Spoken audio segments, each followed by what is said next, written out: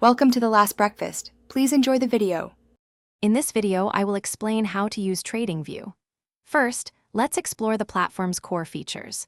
TradingView provides robust charting capabilities, allowing you to visualize market data with precision. You can access real-time information for stocks, forks, crypto, and more. It's an essential tool for traders and investors looking to make informed decisions.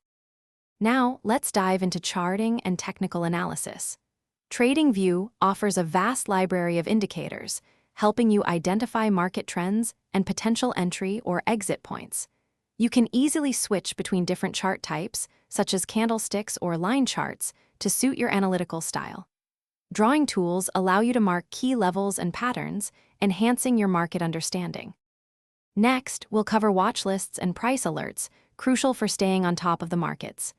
Build custom watch lists to track your favorite stocks, cryptocurrencies, or currency pairs.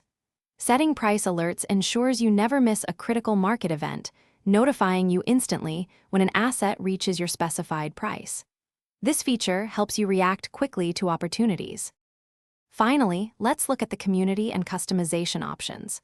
TradingView boasts a vibrant community where traders share ideas and custom scripts.